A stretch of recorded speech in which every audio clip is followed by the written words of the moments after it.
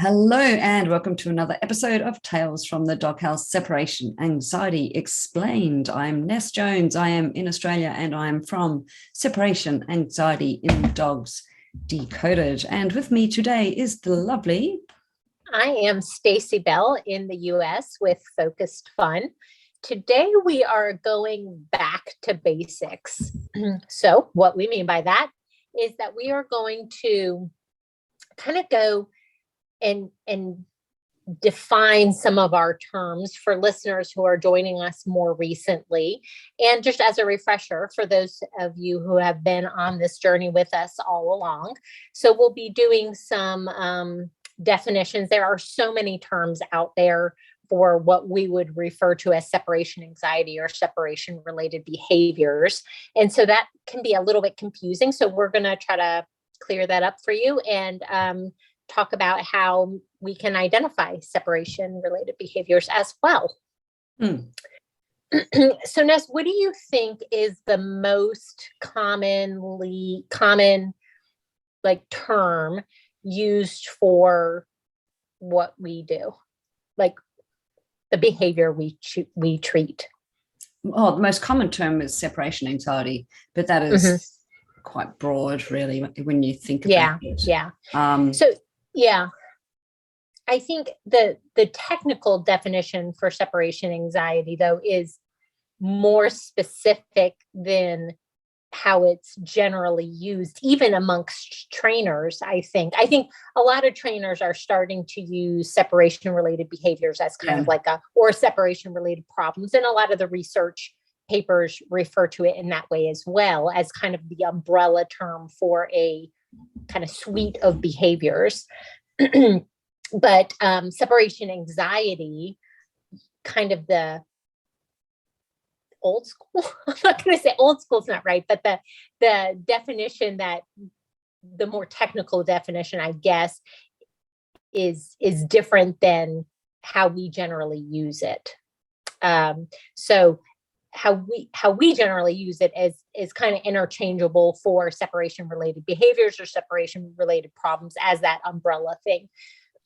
But the technical definition is more a dog who cannot be separated from its one or two special people. So it's not only that they can't be alone, but it's what we would commonly refer to as hyperattachment, right? Like they have that intense attachment to one or two figures in their life. And so even if they're with a sitter who they don't have a relationship with, that dog would still struggle. Yeah, for sure. Yeah. And I mean, we do, as you say, we call that hyperattachment, but yeah, that is severe. And then of course you've got different levels. That's not the right word I'm looking for, but different sort of, that big umbrella term. We've got different kind of types of separation anxiety and different, why can't I think of the right word? Oh God. Because it's like, it's too early in the morning here, Stacey. Yeah. It is. Different, things. Go with things. Things can cover it. Yeah, different levels, so some of them exhibit more intense signs. Intensity might be a good word. Different intensities of separation anxiety, starting from the least, because we are talking about umbrella, so separation related behaviors, the least kind of signs which come under another umbrella, being sort of frustration / FOMO, fear of missing out. And then you've got right up to the highest level, which is the hyperattachment, and where they're having a complete meltdown when the owner leaves or their significant person leaves. Right. So some terms I think that you might hear if you're looking on the internet or reading articles about separation related behaviors is isolation distress. And that is just when a dog can't be alone, right? So it doesn't have that same level of attachment to it like separation anxiety does. So separation anxiety is pretty much isolation distress, plus they have to be with their special people. Isolation distress is just they can't be alone, right? So as long as they're with anybody, they're okay. Another kind of related term that you might hear is confinement phobia, or Containment. Containment or confinement. And, some dogs, it's only like once you get them out of the crate or the confinement area, they're okay. So it's really just confinement phobia. But a lot of dogs who have separation related behaviors, being confined will exacerbate them, right? So we always talk about more choice, more space is better for most dogs with separation related behaviors. But there are some dogs. In fact, I just worked with a dog last week whose pet parents contacted me for a package. And as we were going through some of the kind of normal rule outs, they were saying, how he injures himself getting out of the crate and all of that stuff. And I was like, well, have you ever tried him out of the crate? And they're like, no, we haven't. Mm-hmm. And I was like, do that first before you buy a package. And it turned out that the dog was fine. Was that absolutely fine? Wow. Out of the crate. It was only down to confinement. So that's really interesting. But it can be the whole picture, like in this case, but more commonly, I think it's, or at least how I run into it, is that it just makes it harder for the dogs, like we've talked about in other episodes. Just touching on that, I think, I know we have talked about this before, but it never hurts to talk about it again. Mm-hmm. And in relation to containment phobia and letting the dog out of the crate. And I mean, there's a lot of owners that don't want to let their dog out of the crate for very good reasons. From their perspective, is maybe their dog will jump out of a 2-story window. It has happened. Right. I know of at least 2 cases where that has happened, and I'm sure there's a lot more. Or the dog is literally destroying the house when they're left outside of the crate. But this type of training that we do, you can still let them out of the crate and give them that freedom. And because we're always keeping them, and we're going to discuss this next time we record, but we're always keeping them under threshold and setting them up for success. And we'll talk about what under threshold means. But we're always setting them up for success. So there's no danger of the dog jumping out windows, destroying anything, because you're going to be watching them on a live camera feed. So yeah. And then often what happens is that dog's just a lot better. And you've got to look at the danger of keeping them in the crate and possibly really, hurting themselves. Right. I have heard, I'm sure you've heard some horror stories as well, Stacey. Yes. The owner comes home, the dog's like literally covered in blood, missing its fingernails, his toenails. I told you it's early here. All that sort of stuff. So there's some good reasons not to keep them in the crate, and it is doable because of the type of training we do. Right. So we should touch on that. I think it's important to. Yes, I do too. So when we talk about separation related behavior, separation anxiety, isolation distress, like whatever label we're calling it, and labels, they can be helpful. They're a kind of shorthand, but as long as we're like talking about the same thing, they're helpful. But if nobody really knows what we're talking about, it can be just confusing, right? So when we talk about separation related behaviors, like we said, it is an umbrella term. So it can encompass a lot of different behaviors. But what we're really focusing on here is that the behaviors happen, as the title suggests, when the dog is separated from its person or people in general.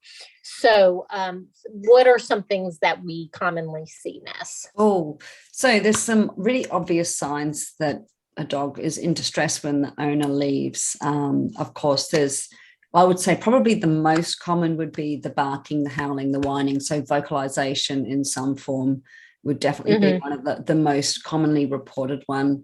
And then, of course, there's things like attempts to escape around exit points. So the owners will come down and around either the doors or the windows. The owners, when they come home, they'll just find the door frame's been chewed, or the carpet's been got into, or the blinds have been destroyed, or whatever. So where the dogs tried to escape to, I guess, potentially get to the owner on the other side of the door. Right. Then you've got things like destroying in general, so just tearing into things, whatever that is.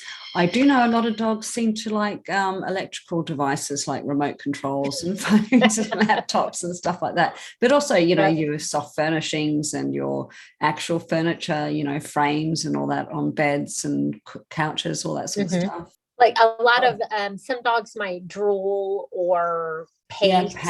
A lot of times you'll see them kind of run between, like if you have multiple doors in your house, you'll see them run between multiple doors. Or if there's like, some dogs will watch from an upstairs window, so they'll go to maybe the front door, up to the upstairs window, back to the back door, and like you'll kind of see like a circuit, but it's not that they're like moseying, it's like they're booking it.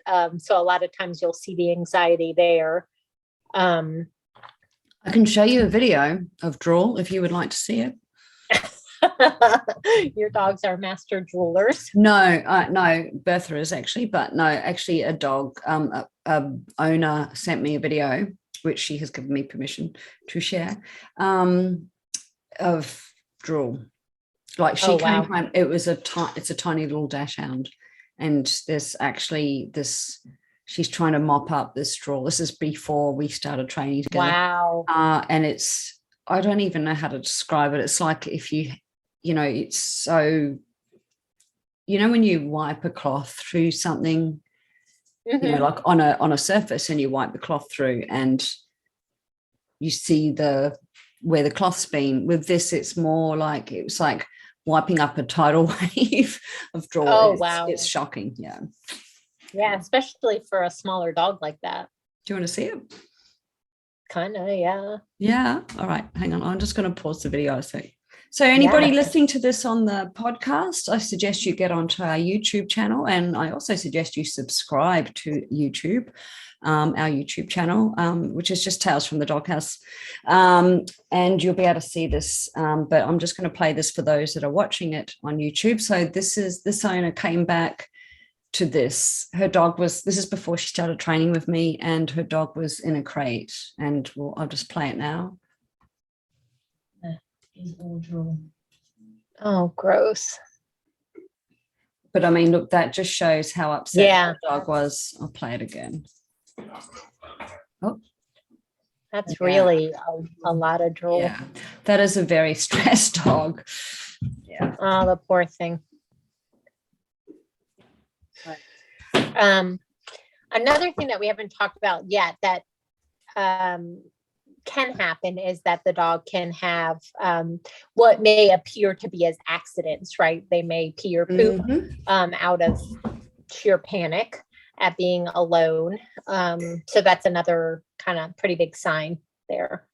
Yeah, or even weeing as well. So not necessarily poop, but yeah. But I definitely heard of owners coming home and the house is covered in. Actually funny story, this is not separation anxiety related, but years ago when I was working in an office and my husband was working in a construction site, and we had two Rottweilers, and one of them had a dodgy belly.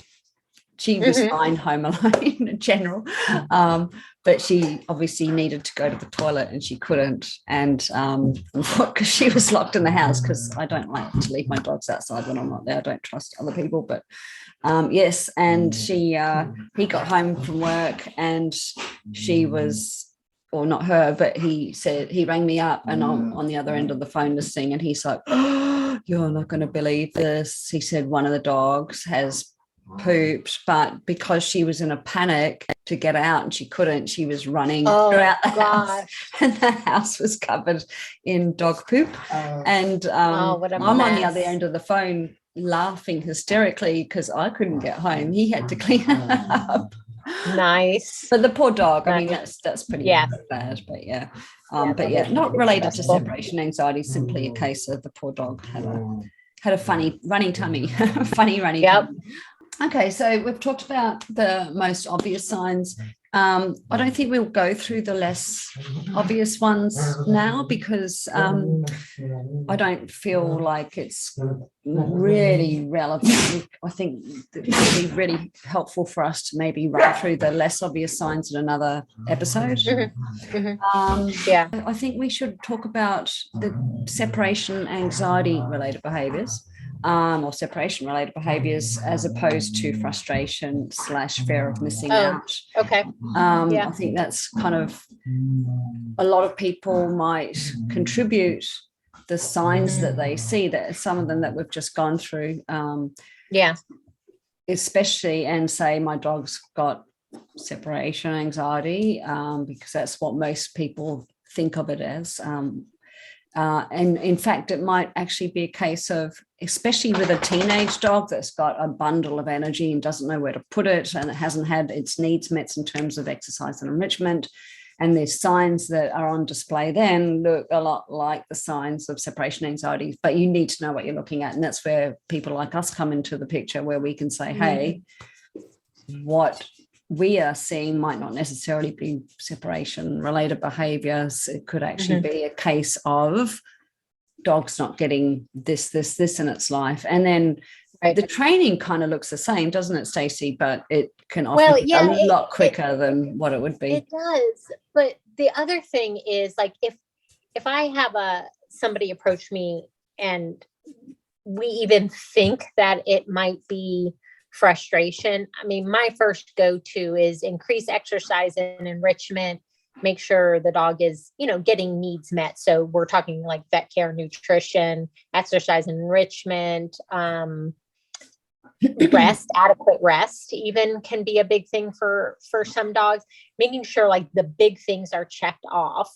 And if once we address that, we see that there's a decrease in the home alone behavior problems, then we can, and, to be fair, it can also be a combination, right? So when we take, with every dog that we work with, we would want to make sure all those, the big things are met, right? Because even if it's not frustration related, setting a dog up for success means making sure that those basic welfare needs are met. But a dog can have a combination of frustration and anxiety, or they can just have frustration, or they can just have anxiety, right? So I think what you said is a really big one, is that when a dog is anxious, we notice that the behavior is more persistent over time, is a lot of times more intense, but sometimes not. That can be really dog dependent. For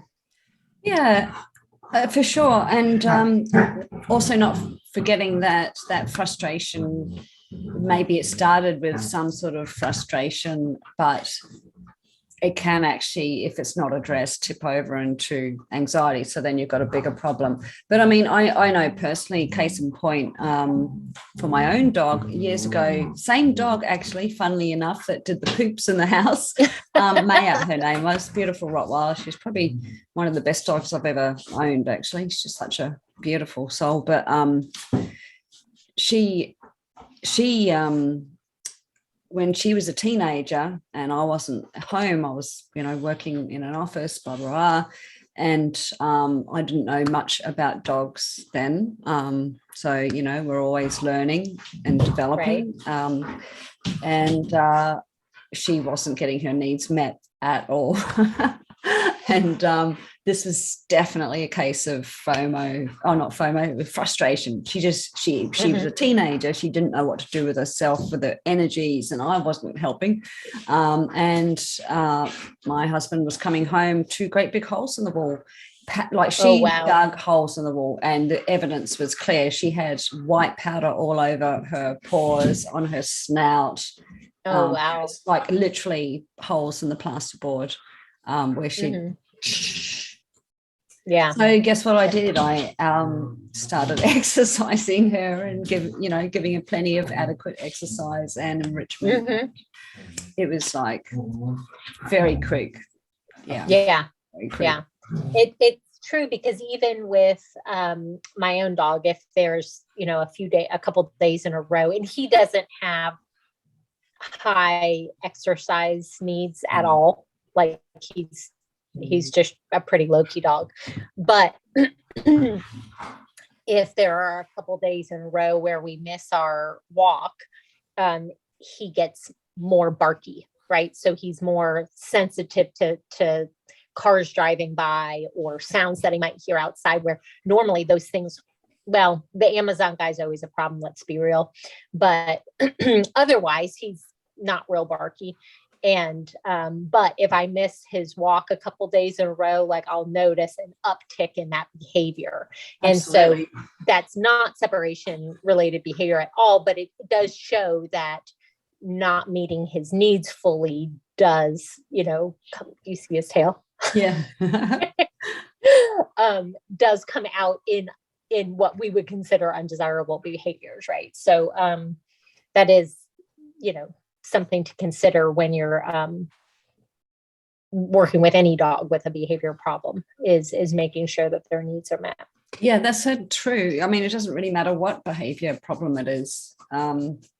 That's going to be part of your training protocol, whether it's separation related or frustration or something completely unrelated, exercise and enrichment. And I always talk about enrichment as, so a lot of owners think enrichment might be taking them to the dog park or throwing the ball in the backyard. I mean, for me personally, my definition of enrichment is more the problem solving, the mental stimulation, but real problem solving, where they have to use their little grey brain cells to figure something out, and that really tires them out. Yeah, it really does. And you have to kind of know your dog too, right? So if your dog, even in the situation of a dog park, some dogs are super social, and that type of thing is a good piece of the puzzle to have in their exercise and enrichment plan. But like some dogs don't like the dog park, so that wouldn't be a good piece for them. That's not enriching for them because they're not enjoying it, right? So just knowing your dog and knowing what your dog enjoys, and mixing things up, right? Like, so if you're going on the same walk, or even if it's a sniffy walk, or you're laying a food trail, if you're using the same food on the same trail every day, then, it's a little less enriching than if you have variety in the mix. So. Yeah.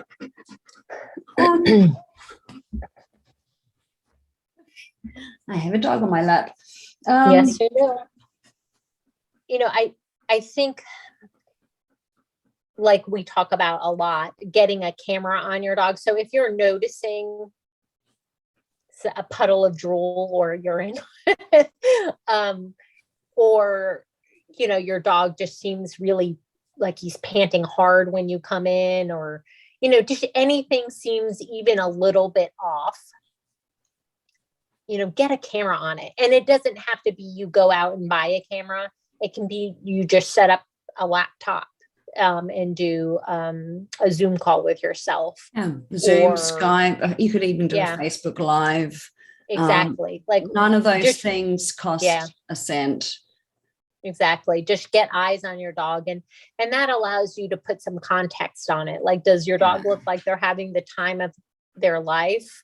Like, tearing through your couch cushions. Well, that's a different problem than a dog that looks like it's, like really stressed and anxious. But still tearing through the couch cushions. Right. So the behavior can be the same, but just being able to look at the full picture would give you more information as to the best way to work through that with your dog.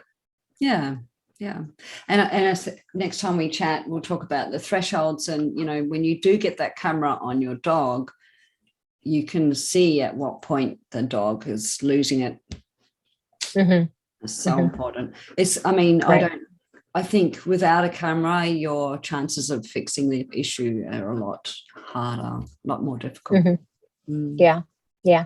And I do think that, if you suspect that your dog has separation anxiety or separation related behaviors, your number one thing is to try to get eyes on it. And if you do see, like, say you're watching it for the first time, you're watching that your dog is starting to show anxious behavior, that's all the information we need. We don't need your dog to go into a full-blown panic to be able to say, yes, your dog has separation anxiety, right? Like, so we're trying to avoid exposing your dog to those scary circumstances. So once you feel like, oh gosh, yes, this is anxiety, don't wait it out longer than that. Just like go back and then reach out for some help.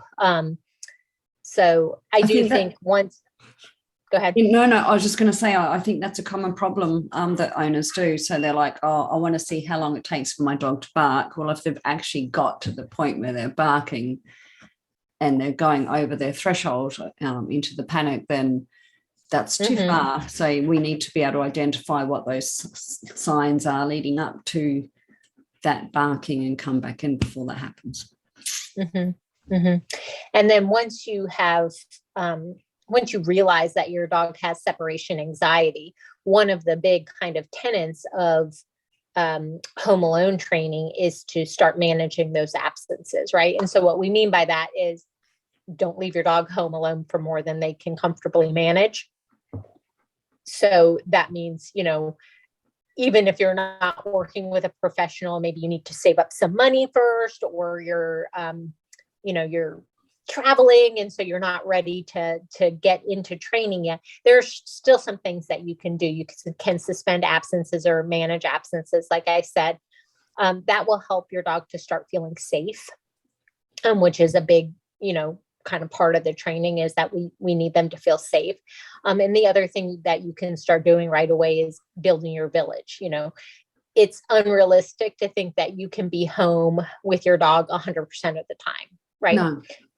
So you need to reach out into your community, to your friends, your family, coworkers, maybe just people living in the same area as you, and look for help with your dog, so that you can still live life, even when you can't take your dog with you. For sure. Thank you guys so much for joining us. As Ness said, if you have not subscribed to our YouTube channel, please do. It is Tales from the Doghouse. And I'm Stacey Bell from Focus Fun. You can find me at focusfun.net or Focus Fun Dogs on Instagram or Facebook. And I'm Ness Jones, and this is Bertha. She's sitting here on my lap for those watching on YouTube, and she's a cuddler. I am in Australia from Separation Anxiety and Dogs Decoded. Thank you so much for listening. Hope you enjoyed this episode. Next time we are back, we will be talking all about doggy thresholds, what they are and why we use them in our training, and how to identify them. So there, see you next time. Fabulous. Bye.